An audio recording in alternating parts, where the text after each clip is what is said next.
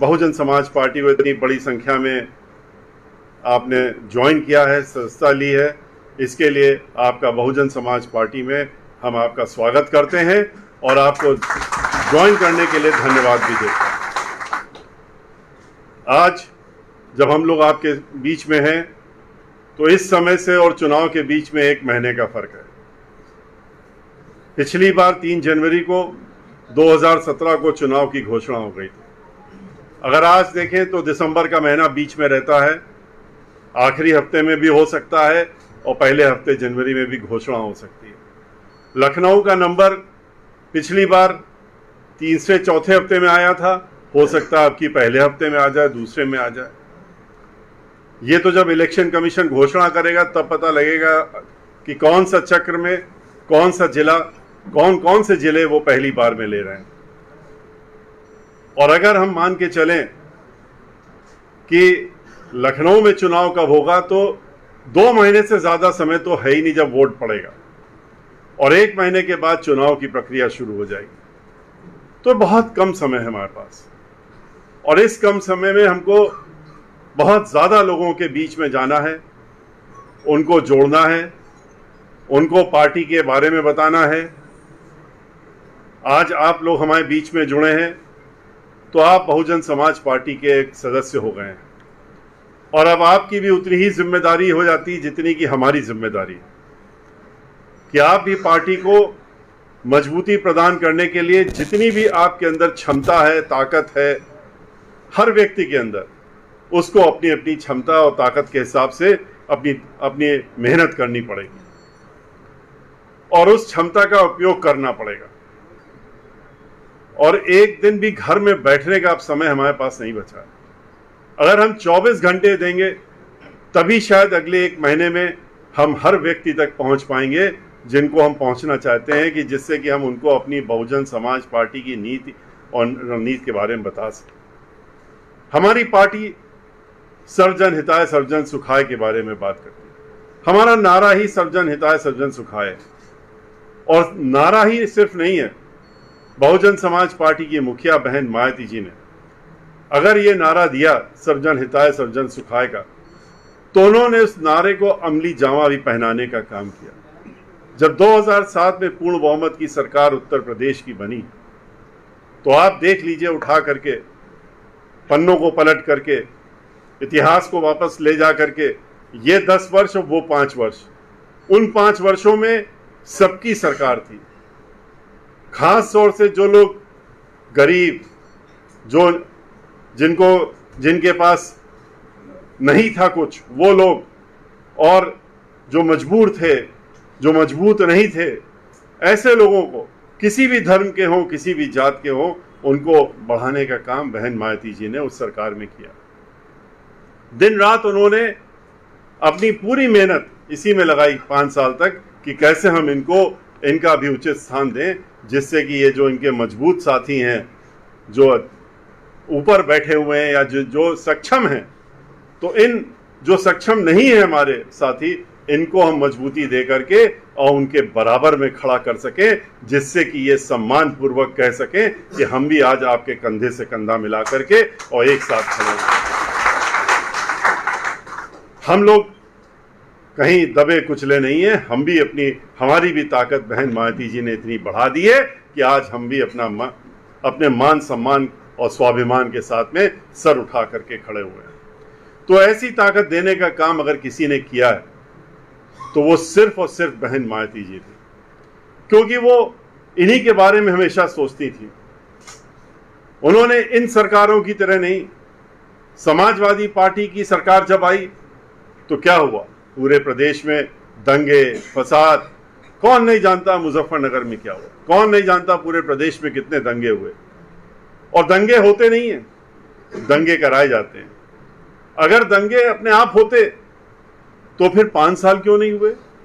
2007 से 12 के बीच में क्यों नहीं कोई दंगा हुआ? क्यों आपस में सब मिल करके रहे? क्यों भाईचारा बना के चला? कोई आपस में मनमुटाव नहीं हुआ। 12 के बाद 17 में जब दूसरी सरकार आई तो उसमें तो कहने की बात क्या, वो तो दहशत का माहौल पूरे प्रदेश में। कोई हर आदमी दहशत में जी रहा है, किसी भी जात का हो, किसी भी धर्म का हो, किसी वर्ग का हो, सबको दहशत में इन्होंने जीने के लिए मजबूर कर रखा है। लेकिन बहन मायावती जी की सरकार थी तो सब एक साथ सुकून से रहते थे। इसी को जानने की जरूरत है। खाली इतना ही नहीं, कानून द्वारा कानून का राज किसने चलाया?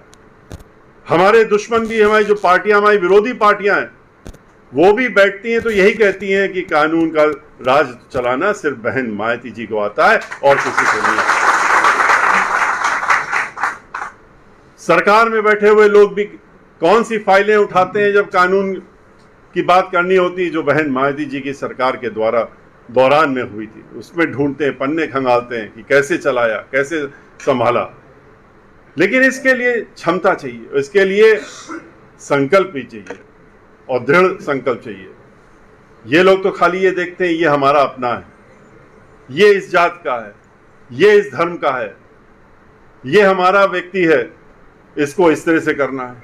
दूसरे लोगों को रोको और ठोक दो। बहन मायावती जी के यहां ये नहीं था।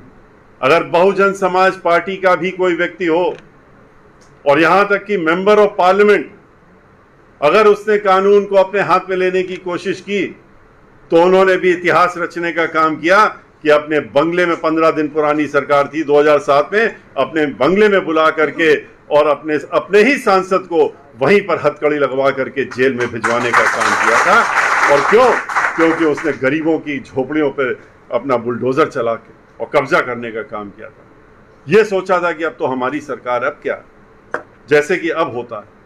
लेकिन उन्होंने दिखाने का काम किया, अपने मंत्रियों को, मंत्री जो थे उनको जेल भेजने का काम किया। बहन मायावती जी ने जब अपने लोगों को नहीं बख्शा तो जो दूसरे गुंडे बदमाश मवाली हैं उनको तो पता ही था कि उनके साथ में कैसा हश्र होगा। और कई ऐसे लोग थे जो 5-5 साल तक खाली जेल की सलाखों के पीछे बैठे रहे, बाहर नहीं निकले। वहीं पर उन्होंने अपने 5 साल निकालने का काम किया। वो बात दूसरी है कि सरकार जाने के बाद वो लोग बड़े बड़े ओहदों में बैठ गए। बहन मायावती जी ने विकास करने का काम किया, पूरे उत्तर प्रदेश को विकास के दौर में ढालने का, यूनिवर्सिटियां बनाई, 7 यूनिवर्सिटियां बनाई, दर्जन भर मेडिकल कॉलेज बनाने का काम किया, 29,000 प्राइमरी स्कूल बनाने का काम किया, 29,500 गांव सीसी रोड के साथ लगाते हुए उन्होंने संपूर्ण उसका पूरा डेवलपमेंट करने का काम किया, समग्र विकास करने का काम किया। जितनी चीजें जरूरत थी 23 जिले बनाने का काम किया, नए जिले बनाए। जब नए जिले बनते हैं तो सभी कुछ बनता है। हॉस्पिटल्स बनाने का काम किया, हर जिले में नया अस्पताल देने का काम किया। मेडिकल कॉलेज के साथ साथ में उन्होंने आईटी कॉलेज हुए, यूनिवर्सिटीज हुई, उसके साथ में उनके कॉलेजेस भी बनाने का काम किया। गरीब बच्चों को कंपटीशन में बैठ सकें और बैठ करके वहां पर वो भी अधिकारी अफसर बन सकें, इसलिए उनको पढ़ाने का काम किया। उनके लिए हॉस्टल खोले जहां मुफ्त में कोचिंग दिलवाने का काम बहन मायावती जी, हर जिले में कोचिंग सेंटर खुलवा करके और वहीं पर इन गरीबों के लिए हॉस्टल भी बनाने का काम किया, जिससे कि वहां पढ़ करके और अधिकारी बन सकें और बाकी लोगों के साथ में बैठ करके अपने लोगों का विकास करने का काम वो लोग भी कर सकें। किसी ने नहीं सोचा इन सब बातों के बारे में जो बहन मायावती जी ने किया। उन्होंने जो विकास किए उत्तर प्रदेश में, उसकी गिनती तो इतनी बड़ी है। जो अभी परसों बहन मायावती जी ने, हमारी आदरणीय राष्ट्रीय अध्यक्ष ने एक बुकलेट जारी की, उसको पढ़ते पढ़ते थक जाते हैं लोग। उसका ये सामने उठाओ, उन्होंने ये जारी करने का काम किया था और इसको जारी करके उन्होंने इसमें जो मुख्य कार्य थे वो जब हम लोगों ने लिखे तो उसमें ही कई पन्ने भर गए। और ऐसे ऐसे काम जो पूरे देश में नहीं हुए उन्होंने 5 वर्षों में करके दिखाने का काम किया। विकास की गंगा बहाने का काम किया, बिजली का उत्पादन बढ़ाने का काम किया। 5,500 साढ़े 7,000 मेगावाट बनती थी, उसको 13,500 मेगावाट पहुंचाने का काम किया। हर तरीके से सबके बारे में सोचने, एम्प्लॉयमेंट देने का काम किया, नौकरियां देने का काम किया। 1-2 नहीं, 5 लाख नौकरियां तो पहले ही वर्ष में आते ही देने का काम कर दिया। और कुल मिला के 23 लाख लोगों को उन्होंने अपने 5 साल के समय में नौकरियों पे देने का काम किया। और किसी भी जो भी नौकरियां दी गई, जो भी जहां जहां लोग बैठाला गया, कोई भी एक उंगली नहीं उठा पाया कि किसी भी प्रकार का पक्षपात या उसमें कोई घपला हो पाया। ये कोई भी नहीं करता। सब चीजें खुले हिसाब से सबके लिए, चूंकि गरीबों के बारे में सोचने का काम करती, मजदूरों के बारे में सोचने का काम करती, किसानों के बारे में सोचने का काम करती। उन्होंने इन सब वर्गों के बारे में सोचने का काम। किसान की आमदनी, ये लोग तो झूठ मूठ का कहते हैं कि हम तो 2 गुना कर देंगे। 25 रुपए बढ़ाए हैं 5 सालों में इन्होंने गन्ना किसान के, और बहन मायावती जी ने अपने 5 साल के कार्यकाल में 2 गुना करने का काम किया था, 125 से 250 पहुंचाने का काम। लेकिन मीडिया इनके पास है, क्योंकि मीडिया के जो लोग, मुख्य लोग हैं जो चलाते हैं मीडिया को, वो उनके माध्यम से वही दिखाया जाता है जो कि उनको आदेश होता है, क्योंकि उनको भी अपना मीडिया हाउस चलाना है, उनकी भी मजबूरियां हैं, और चलाना है तो वही दिखाना है जो सरकार कहती है दिखाओ, और वही दिखाने का काम करते हैं, और असलियत को छुपाने का काम हो रहा है।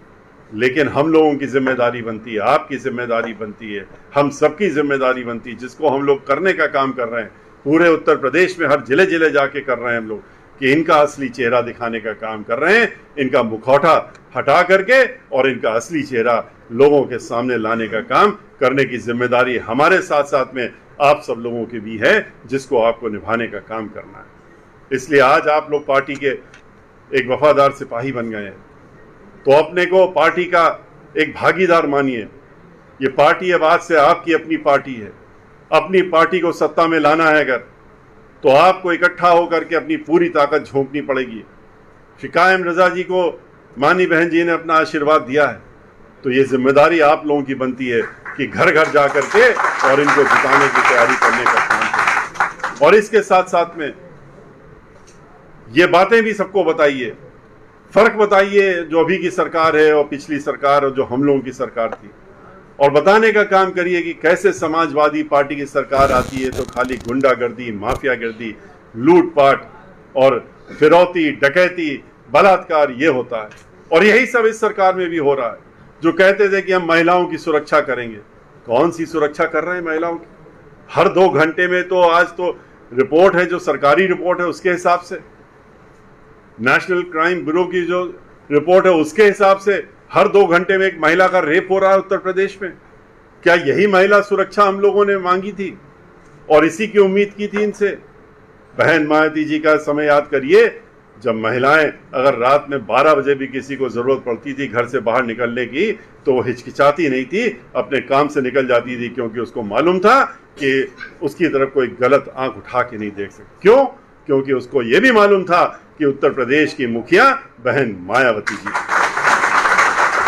और इसीलिए अब हम सबकी जिम्मेदारी बनती है कि हम लोगों के जो बिछड़े लोग हैं, जो अलग अलग लोग अभी भी कहीं छोटे छोटे ग्रुप बना के, छोटी छोटी संस्थाएं बना के या बड़ी भी संस्थाएं बना करके, और जिनका पूरे प्रदेश में कई हर जिले में कुछ कुछ लोग जुड़े हुए हैं उनके साथ में, तो वो लोग भी जिनका उद्देश्य यही है जो हमारा उद्देश्य है, तो ये समय आ गया है कि उनको, जैसे कि हमारे साथी आज आपके सामने उन्होंने कहा कि हम लोगों का उद्देश्य एक है, इसलिए वो आप हमारे साथ में आज जुड़ गए।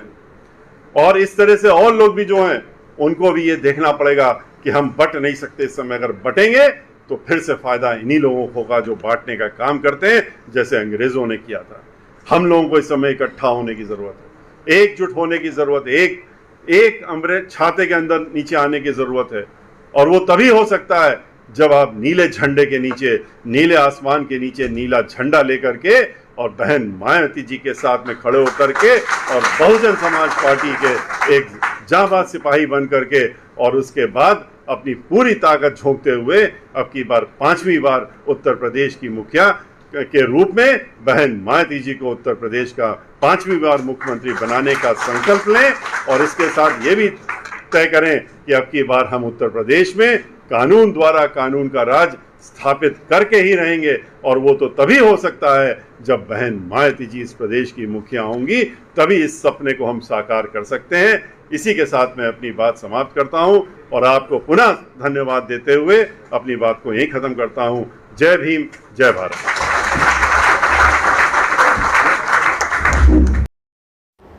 सब्सक्राइब करें आपके अपने चैनल समता आवाज़ टीवी को, बेल आइकन दबाना ना भूलें सबसे पहले हमारी वीडियो देखने के लिए।